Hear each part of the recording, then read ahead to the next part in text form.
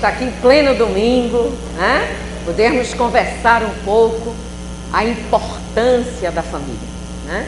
Eu achei muito interessante uma vez um filósofo, eu tinha acabado de falar fora do movimento espírita sobre família. Eu tenho uma especialização sobre a psicologia do feto e do bebê, onde eu estudei em 8 países sobre tudo isso, e eu conversando como está uma nova visão de família. E ele no final, ele chegou para lá e disse assim: olha, tem uma tese de doutorado de uma antropóloga, e disse o nome dela, que não nos interessa aqui, que a família foi inventada pelo homem. E eu vejo assim, eu digo, nossa, ela não pesquisou, né? Porque se ela for nos animais, se ela vier desde os minerais, né? Desse caminhar todo que Fernanda fala aí, então imagine, é falta realmente de uma boa pesquisa. Bom, como foi que nasceu os pilares da construção de um lar, uma constituição de um lar? Eu fui convidada para fazer um seminário na Escola de Paz do Fraternidade Espírita Irmã Sheila. E sempre o tema família. E aí eu fui andando para o meu quarto e aquilo disse assim, poxa, já não aguento, já tem mais de 20 anos que eu falo. Avaliação, namoro, noivado, casamento. Aí um espírito virou para mim e disse assim, mas vocês não sabem fazer nada disso. Vocês ainda não sabem fazer nada disso. Eu tomei um susto. Vamos para lá para o seu computador que a gente vai dizer a vocês mais, né, a constituição desses pilares que são importantíssimos hoje. Que é uma coisa que eu vejo na clínica, eu tenho quase 25 anos de profissão, que o espírita, ele tem um determinismo com ele. Ele acha que está tudo pronto, né? Que ele é casado com aquele que ele precisa carregar nas costas a vida inteira. O espírita tem essa mania. Ou então ele já chega no divã e diz assim, meu problema é reencarnatório. Está tudo lá no passado. Eu fiz, então você levante porque eu não vou dar solução, né?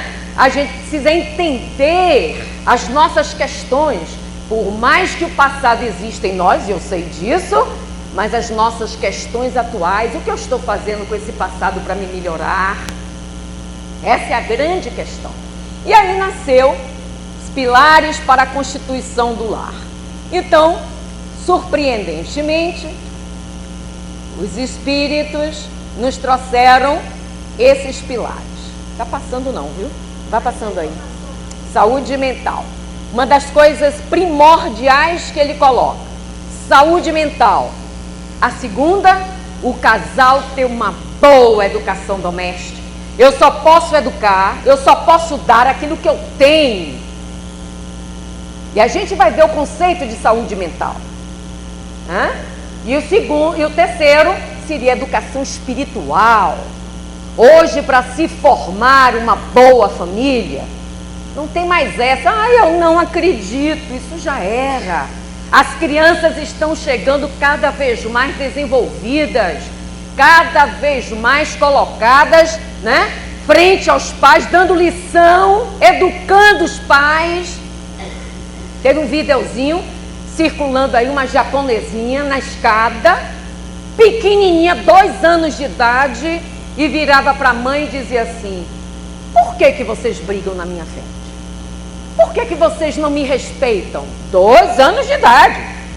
Vocês pensam que vocês não me magoam? Vocês não me ferem? Gente, são os novos espíritos. E a gente precisa mudar a configuração do lar, dessa constituição, avaliar mais. Nós não avaliamos. Sabe o que é que eu vejo na clínica? As meninas vão chegando com 25 anos, 30, a idade biológica, que o corpo pede para gestar, para constituir família, que é natural, como disse aí a minha amiga, isso é biológico. O que é que acontece? Elas começam a se desesperar. Doutora, quando é que eu vou casar? Minha filha, não tenho bola de cristal. Eu não prevejo o futuro. Como é que eu vou fazer para me casar? Já vou fazer 30. sabe o que é que acontece? Casa com o último dos moicanos, que elas acham. Ah, mas eu preciso, se não der certo, eu acabo a relação. Gente, o que é isso? Né? Então eu achei muito interessante quando eles trouxeram a primeira Constituição de Saúde Mental. Vamos lá. Olha o que eles dizem. Que a saúde mental, a maior parte das pessoas, quando ouvem falar em saúde mental, pensam em doença mental. Não é isso, hein? Vamos lá. Mas a saúde mental implica muito mais que a ausência de doenças mentais. Pessoas mentalmente saudáveis compreendem que ninguém é perfeito, que todos possuem limites e que não se pode ser tudo para todos. Flávio e Fernanda falaram isso. E garanto que Gleidson vai falar isso aqui. Né? Então, é nós entendermos que nessa relação conjugal vamos nos debater com educação diferente, com propostas diferentes. Cada um veio de uma genética ambiental familiar.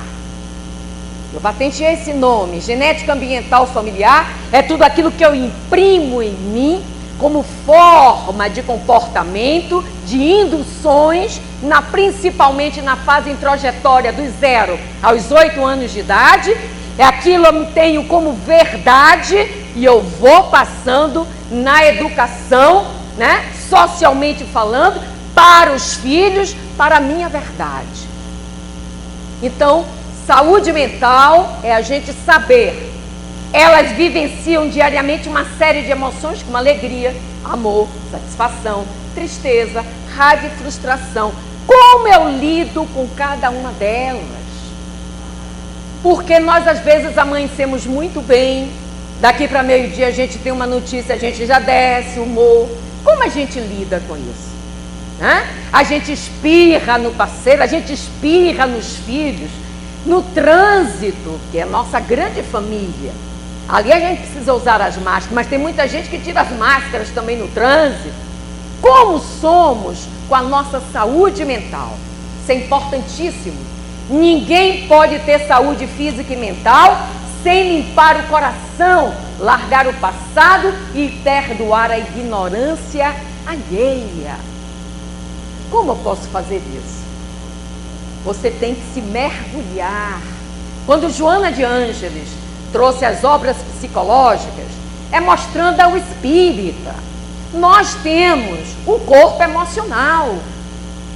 Nós temos a necessidade de colocar essa catarse, a gente poder modificar internamente, a gente fazer uma viagem interior, a gente saber o que trago na minha mala.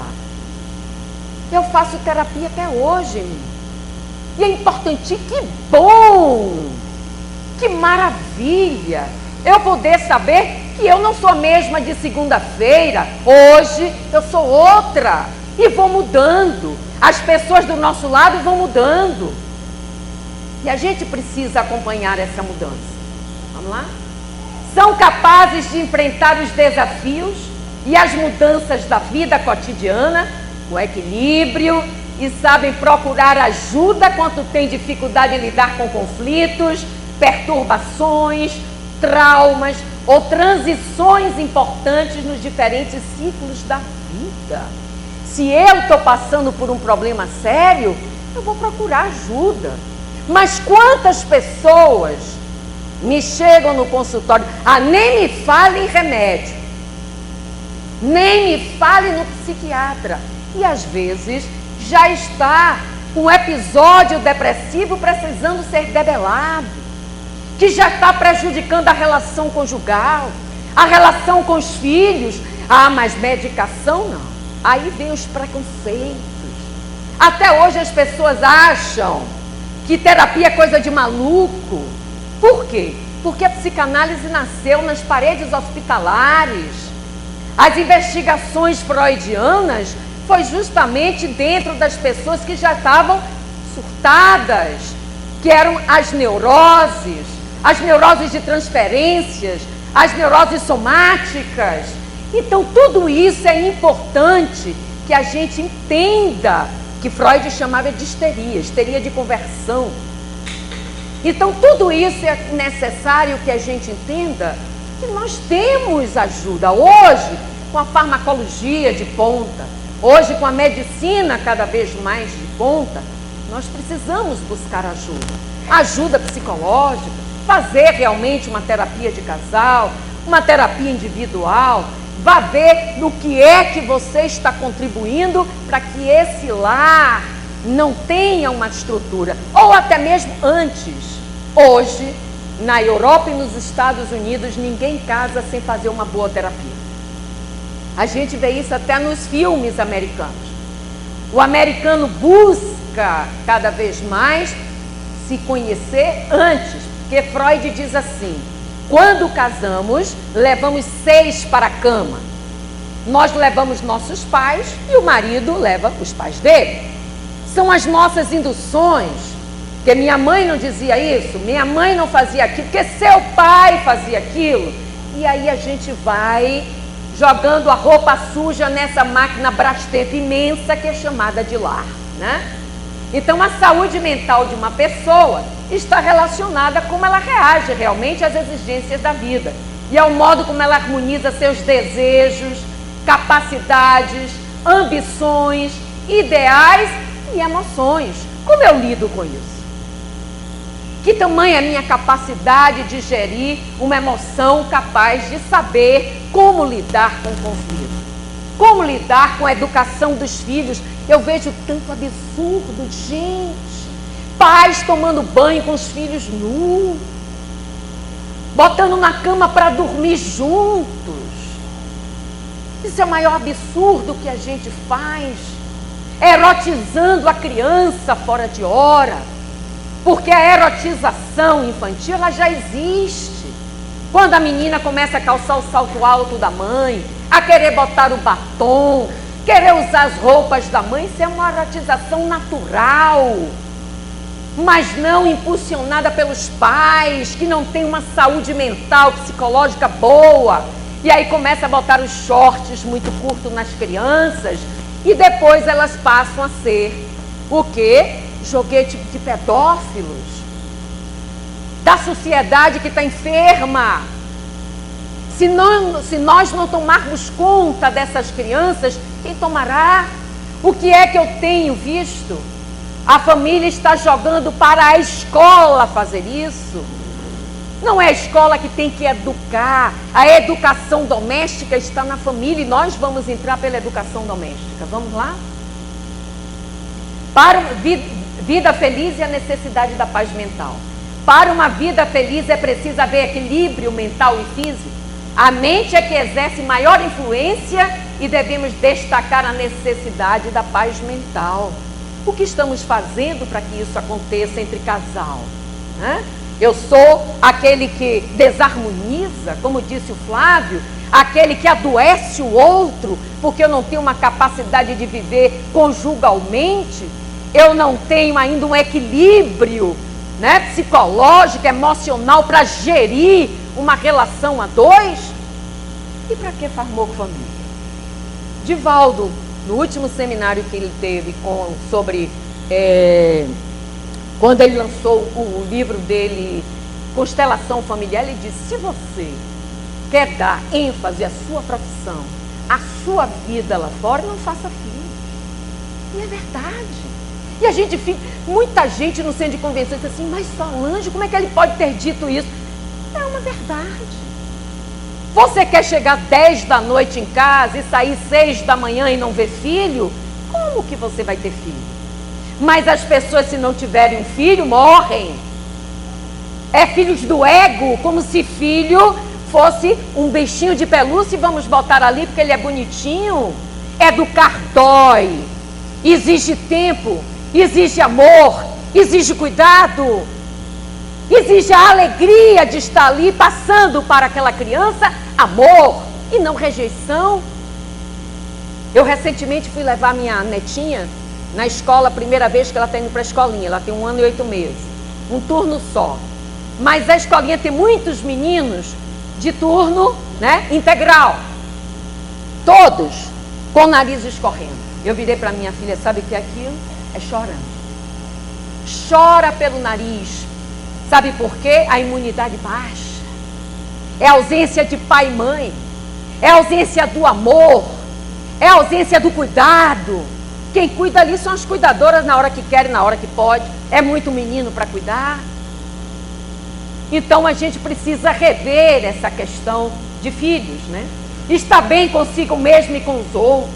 Aceitar as exigências da vida. Tem coisas que não podemos mudar. Tem coisas que não podemos mudar, né? Saber lidar com as boas emoções e também com aquelas desagradáveis, mas que fazem parte da vida. Reconhecer seus limites e buscar ajuda quando necessário. É sua estrada e somente sua. Outros podem até andar ao seu lado, mas ninguém pode andar por você. E Jesus nos ensina isso. Cada um segundo as suas obras. Nós nos auxiliamos. Uma terapia auxílio, uma casa espírita é o grande auxílio, é a nossa grande escola. Tratamento espiritual, um grande auxílio. Magnetizações, passes, tudo. Tudo são auxílios. Mas se você não estiver aberto a mudanças, a busca daquilo que a gente realmente precisa reconhecer para mudar, pode ter certeza que não vai adiantar nada. Lembre-se, todas as pessoas podem apresentar sinais de sofrimento psíquico em alguma fase da vida, claro. Claro, eu posso ter uma grande perda, não saber lidar ainda muito com isso, e eu andar triste, eu preciso entender. Eu posso estar querendo muito um projeto de vida melhor, montar uma empresa, montar alguma coisa, eu vou estar muito mais reflexivo, vou ficar muito mais atenta a algo. Não deu certo? Bola para frente, plano B, faz, acontece, a gente precisa movimentar a vida, mas sempre teremos alguma coisa, alguma perda, algum ganho. A gente sabe lidar com isso, eu sempre digo e gosto de dizer, a vida é feita de perdas e ganhos, problemas e soluções. Sabemos fazer essas 4 coisas? Perder, às vezes nos encostamos na perda, sofremos por aquela perda anos. Eu vejo pessoas que não aceitam porque um filho morreu ou porque um marido morreu e está ali na terapia querendo cada vez mais se encontrar, mas já tem mais de 5 anos, 6 anos, 8 anos e não sabe perder. Sabemos ganhar? Quantas pessoas que ganham e jogam tudo fora e às vezes a própria vida. Quantos jovens que se formam em medicina e morrem porque tomaram todas, bateu o carro, levou a vida dele, levou a vida dos amigos. Então, às vezes, nós não sabemos lidar com ganhos.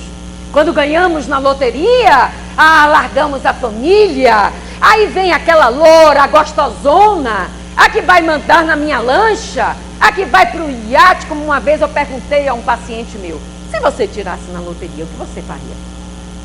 Eu enchia um iate de mulheres. Eu fiz mesmo. E você ia dar conta de tudo isso. Porque dar conta num dia você dá. Mas depois, meu amigo, nem Cialis e Viagra vai dar conta, né? E a gente vai ter que ter muito cuidado com essas coisas. Porque, como disse Fernanda, é o marketing. O marketing da vida é assim. Primeiro lhe atrai com tudo de beleza. Agora aguente as consequências, né? Vamos lá. Cure-se antes que você adoeça. Não é só o corpo que adoece. Adoece também os sonhos, as relações humanas e a esperança. Ser saudável é um todo e afeta tudo. Quando nós não estamos bem, nós estamos afetando a tudo e a todos. Precisamos saber como lidamos com isso. Porque tem pessoas que têm baixa resistência a lidar com conflitos e forma mais problemas ainda. Eu tenho um paciente que ele tinha um conflito imenso dentro de casa. Muito dinheiro, comprou um apartamento maravilhoso. 5 carros importados. Com terapia comigo ele vendeu os 5. Tinha 2.800.000 parado na garagem. Sabe o que é 2.800.000 parado na garagem? Ele com a terapia comigo, eu perguntei para ele. Significa isso, né? Essa necessidade do ego expandido, né? Mas está lá, na infância. A mãe deu tudo para a irmã, para ele não. Você não vai ter, não. Você não vai ter. Você não vai ter. Mas minha mãe, eu passei também no vestibular, a senhora deu um carro do ano para minha irmã. Você não vai ter. Se vire, você é homem. Quando ele aprendeu a se virar, ele comprou 5 carros importados, né? Então, quando ele percebeu isso, ele imediatamente vendeu os 5. Mas ele saiu de casa porque ele achava que a esposa, é muito conflituosa, só fica fazendo DR. E foi arrumar, pense uma loura, a loura que todo mundo quer, né? E aí ele chegou numa sessão muito triste e me disse assim: a senhora não sabe o que foi que eu descobri. Eu fiz o que foi. Ela me disse que tem epilepsia. Eu fiz o que é? Que coisa? Qual é o problema? Mas eu não quero isso pra mim não. A senhora não imagina como quebrou. Eu estou com saudade de lá de casa, até das brigas que eu tinha. Né? Até das brigas que ele tinha, ele disse que está com saudades. E ele tem uma filhinha de 5 anos de idade, que é a coisa mais linda do mundo. E ela chega na casa dele, que ele mora agora: meu pai, por que a gente não volta para casa? Por que a gente não volta para casa? Quem sofre são as crianças, né? Então, para manter a sua saúde mental em dia, olha o que eles disseram: mantenha sentimentos positivos consigo, com os outros e com a vida. Aceite-se e as outras pessoas com suas qualidades e limitações. Evite consumo de álcool, cigarro, medicamentos sem prescrição médica. Isso tem mais que vocês possam imaginar. Aí vem todos os distúrbios que a gente nem imagina. Não use drogas, pratique sexo seguro, que é o além da camisinha, porque a gente sabe, quando eu digo aos jovens, sexo com camisinha não é tudo. Ninguém faz preliminares com camisinha. Nós temos um feromônio. O espermatozoide, ele vive 78 horas dentro do organismo feminino. Você pode não ovular hoje e ovular amanhã e você engravidar. Então a gente precisa ter muito cuidado, porque uma coisa são os grandes laboratórios, a mídia, o marketing. Transe, use camisinha, carnaval, faça. Cuidado, né? Reserve tempo em sua vida para o lazer, a convivência com os amigos e com a família. Mantenha bons hábitos alimentares, durma bem e pratique atividades físicas regularmente.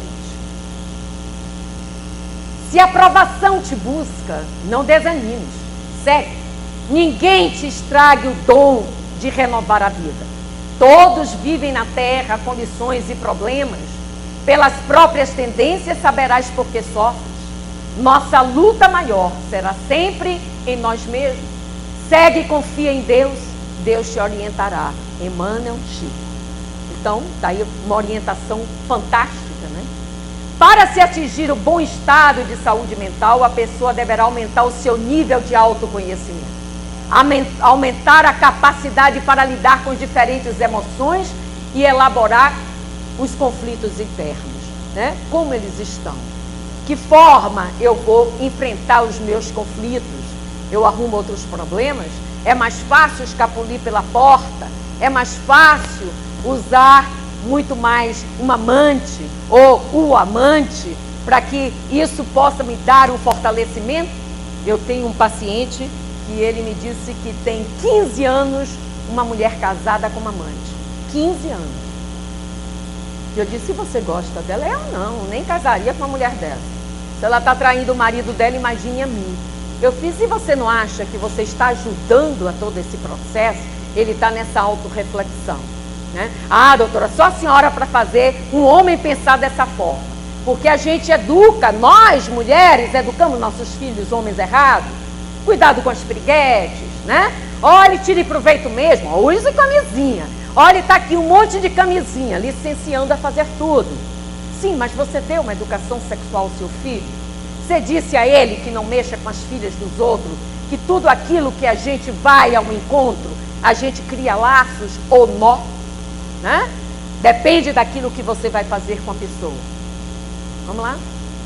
Para tal, pode necessitar de intervenção psicológica especializada? Claro. Então, que adianta eu ter isto aí, né? Preocupações, só penso em dinheiro, só penso na minha vida profissional, eu não penso no lar, eu não penso no marido. Depois, quando o marido arruma outra, ai meu Deus do céu, né? Ou inverso também, né? Vamos lá? A educação doméstica. O nosso Kant diz: a disciplina impede o homem de desviar-se do seu destino e da humanidade também. Porque o homem faz parte dessa caminhada da humanidade. E sem disciplina, sem educação, nós não seríamos o que somos hoje, poderíamos ser muito mais. Então, disciplina igual limite. A disciplina é fundamental e necessária no processo de formação da criança. Por meio da disciplina, os pais garantem a sobrevivência dos filhos, pois impedem que esses prejudiquem a si mesmos. Criança que não tem limites, que não tem os seus hábitos, hora de almoçar, hora de jantar, do café da manhã, em família. Se a família só se vê no café da manhã, vamos nos unir no café da manhã. Vamos botar uma música de fundo. Hoje quem tem uma Smart TV pode botar um YouTube, tem músicas gregorianas maravilhosas, tem músicas requinianas maravilhosas, músicas clássicas. Vamos acordar com essas músicas, orar na mesa, agradecer o pão de cada dia. Isso cabe à família, né? O caráter negativo da disciplina se deve ao fato de ela limitar o uso de todas as forças com que a natureza dota a criança. E a gente precisa dizer não à criança. Precisa dizer a ela que ela precisa ajudar em casa, a guardar seus brinquedinhos a partir de 3, 2 anos de idade, para que ela comece a ter vínculos emocionais com a casa. Tem gente que carrega os filhos o tempo inteiro nas costas. Filho cresce, se forma e fica dentro de casa. Filho foi feito para voar, para dar resultado, para que amanhã possa cuidar dos seus pais idosos. Tem muitos pais idosos aí órfãos de seus filhos vivos. E a gente precisa cuidar disso. E quando educamos os filhos na base, nós estamos ensinando a eles amanhã a serem conosco, porque vai inverter. Vai inverter. O que temos, o que fomos, ele será amanhã. Então a criança precisa ter esse limite de saber como comer na mesa. Vamos lá? A família deve ser responsável por elas, né? A ideia geral é que, apesar da importância da educação formal, características como flexibilidade, convivência, ética, maturidade, comunicação são fundamentais, mas não podem ser ensinadas na escola. A família deve ser responsável. É a família, é na convivência familiar, é o papel dela. Pode passar? É aqui, ó, onde eu ensino uma criança, uma púbere, né? Uma menininha de 9, 8 anos, 10, a lidar com dinheiro, o que é finanças, o que é um troco, o que é a vida, quanto custa, para que ela possa entender que nem tudo ela deve ter. Por mais que tenhamos, não podemos ofertar tudo aos filhos. A oferta está demais. Tem crianças com iPads, com iPhones de 6 mil reais. A criança lá sabe o que é um iPad de 6 mil reais. Amanhã, se ela não tiver a capacidade profissional de poder se fazer, de poder se retratar na sociedade, ela vai usar drogas, ela vai usar álcool, porque disputa com o pai a imagem forte que o pai teve, que o pai foi, e ele não consegue, porque tudo isso vira uma disputa interna. E eu tenho um paciente assim. O pai foi um médico esplendoroso, hoje está idoso, e ele não consegue. O tempo inteiro ele bateu de frente com o pai, porque o pai era muito forte.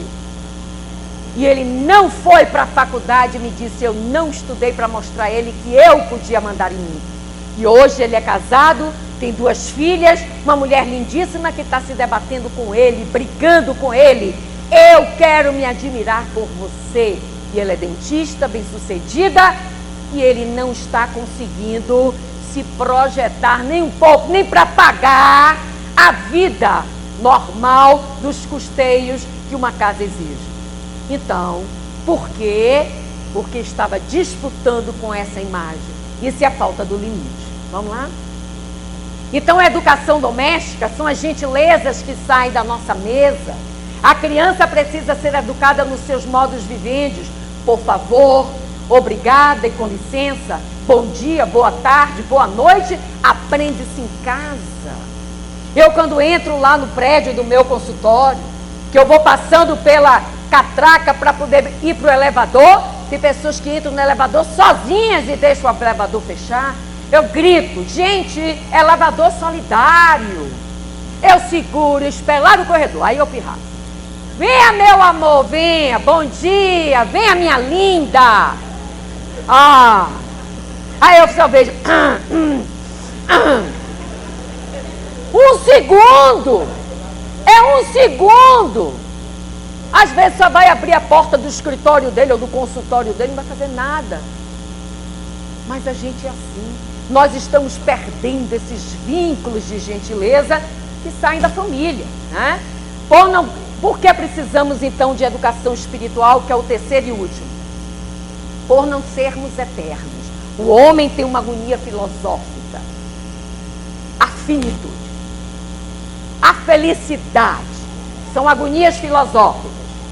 Quando eu fui estudar filosofia, a agonia maior, felicidade, né? E principalmente essa finitude. O homem, para lidar com a finitude, é terrível. Eu vinha conversando com Dona Joyce dentro do carro, que é a mãe de meu marido, e eu estava dizendo a ela, eu tenho uma paciente de 52 anos, foi fazer terapia, eu não quero envelhecer. Eu fiz tudo bem, morra, vamos morrer. Só tem essa saída, ou morre ou envelhece. Deus não nos deixou a terceira saída. Mas eu vou ficar com rugas. Eu fiz, e você já deve estar na menopausa, porque 51 anos já está na menopausa. Com 46, 47 começa, né? Os cabelos começam a cair na fronte, né? As sobrancelhas começam a ficar mais finas. Aí tome-lhe os hormônios necessários para repor, como disse Flávio. Vai se cuidar, né? Vai fazer seus exercícios. Por que não pode se cuidar? Vá numa dermatologista, se cuide. E a gente tem tudo para isso. Agora, não querer envelhecer, morra, né? Por adoecermos, como lidamos com a doença em nós? Porque eu tive um câncer, e fica aquilo tudo na cabeça o tempo inteiro, porque eu tive um câncer. E daí que você teve um câncer?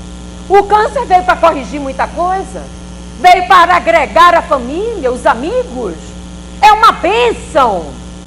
Eu tive recentemente, minha irmã morreu de câncer. E quando eu digo, foi uma morte abençoada. Todas, como que tem morte abençoada? Tem, a minha irmã foi. Ela só falou comigo no leito antes de morrer. Eu perguntei a ela, você sabe o que está acontecendo com você? Sei sim. Você sabe que você está indo embora? Sei sim. Está orando? Está. Estou. Tem alguém para pedir perdão aqui agora? Porque tem essas catarses funerais. Antes de virar defunto, tem que botar para fora. E aí ela me disse assim, já perdoei aqui. E ela se reconciliou com a filha, que cuidou tanto dela na doença. Porque ela nunca permitiu muito essa filha chegar, porque ela idolatrava o filho homem. Essas loucuras que tem ainda dentro da casa. As preferências. E no lar espírita, hein? Não aprendeu o suficiente. E aí eu comecei a conversar com ela sobre a nossa adolescência, a nossa infância. Ela entrou em pré-coma. Isso numa sexta. No domingo cheguei lá, pré-coma ainda. Na segunda-feira eu fui para o socorro espiritual. Eu recebi ela, ainda viva. E ela se desabafou com José, meu marido. E ele começou a doutriná-la para ela partir. E preparou ela com os espíritos nobres da família para que ela fosse embora. Assim que eu cheguei em casa, o telefone toca. Beth acabou de desencarnar. Eu sabia. Ela foi com Deus, né? Então ela já foi antes, ela foi lá. Mas quando o médico chega, que ainda vai dizer, se vai escutar, que ainda vai...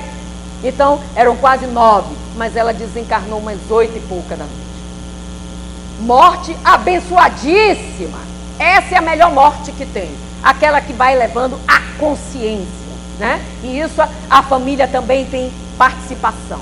A educação espiritual vai favorecer o fortalecimento dessa fé, desse acreditar, sois deuses, podeis fazer o que eu faço e muito mais, de você poder dizer, eu não estou só, de você não dizer, eu tenho medo não. Antes de eu sair, eu retirei uma mensagem lindíssima do Minutos de Sabedoria. Não tenha medo. O medo lhe tolhe. Seja você em qualquer situação da vida, encare os problemas de frente. Olha que coisa linda. Isso é maravilhoso. Então, fortalece a nossa fé, dará resignação para aceitar o que não pode mudar e coragem suficiente para ir à luta em busca da cura. Temos direito a isso? Claro! Se somos deuses, podemos fazer muito mais. Por que não podemos buscar? Nós ainda não sabemos buscar. Porque quando sabemos o diagnóstico, e aí a gente já abre a porta da morte. Vamos lá? Sabemos que não é fácil perdermos um ente muito amado. Como será essa pessoa frente à perda de entes amados? Quantas pessoas que travam o seu progresso reencarnatório porque está lá estacionada porque perdeu um ente querido, né? Mas com a educação espiritual podemos sofrer, mas não permaneceremos no sofrimento. Não perturbaremos o espírito desencarnado. Teremos uma consciência da eternidade. Vamos lá, Glênia. Já está acabando. Então nós somos seres eternos, né? E podemos, nos libertarmos. Vamos lá? Viver versus morrer. Precisamos aprender a viver e a morrer com saúde mental. Não darmos tanto trabalho ao mundo espiritual. Eu me lembro de uma mentora espiritual na sala mediúnica que disse: estudem, trabalhem, busquem, porque amanhã vocês serão os mentores espirituais desta casa. Para que a gente amanhã não venha ser os obsessores da mediúnica, procurando Dona Bernadette. Bernadette, eu sou Solange Meik, lembra de mim? Ela vai dizer, vá-te pra lá. Você estudou tanto, sabe tanto e não aplica em você, porque às vezes a gente só quer aplicar no outro. E esse é um papel nosso que vamos passar para a nossa família. Vamos passar. O caminho será sairmos da terra com saúde física também, com certeza, né? E aí a gente tem os contatos com os entes queridos. E como temos? Por que educar espiritualmente? Por termos defeitos e corrigi-los, para aceitar algo que nos traga transfiguração na nossa imagem. A gente não sabe o que pode acontecer. Uma vez eu fui fazer uma palestra ali no Imbuí para meninos com paralisia cerebral. No Dia dos Pais só tinha mãe. O único pai que tinha era o dono da escola, que com a esposa montou essa escola. E eu perguntei, cadê os pais? Uma levantou o dedo e disse assim, o meu marido disse que meu útero é podre, é por isso que meu filho nasceu assim. Então, é essa característica que ainda temos na Terra, né? As mulheres carregando sozinhas. Por acontecer de um filho nascer com deformações de qualquer ordem, para criar responsabilidade perante a vida, que ele é passageira. Como serão nossos filhos nos seus lares, com os nossos netos? Isso é importante. Criar mais vínculos familiares, entender a parentela corporal e a parentela espiritual, criar as amizades mais sinceras, criar responsabilidade profissional, criar responsabilidade ecológica, de termos a responsabilidade social pelo planeta. Queremos tudo muito bom, mas o que estamos fazendo do nosso planeta, da nossa vida, nós estamos infectando e acionando a lei de destruição pelos nossos maus comportamentos e pensamentos. Então, a integridade, a lealdade, o respeito, a justiça, o trabalho, a verdade e o amor irão mover essa família. Isso é que é ser família, né? A perpetuidade do espírito. Todas as religiões têm por base na existência de Deus e por meta o destino do homem depois da morte. Este destino de interessante capital para o homem, está certamente ligado à existência do mundo invisível, assim nos diz Allan Kardec. Vamos lá? Aí, nós temos contato o tempo inteiro com os espíritos familiares, espíritos que estão aí avaliando e avalizando a nossa encarnação, né? Entender que a vida é feita de perdas e ganhos, problemas e soluções. Entender que nascer, crescer, morrer, renascer e progredir sempre, essa é a lei Allan Kardec. Então, é na mesa, é na família, é no carinho, é na atenção, né? Para que a gente possa formar filhos bem melhores para um planeta bem melhor. Muita paz, que Deus nos abençoe e nos ilumine.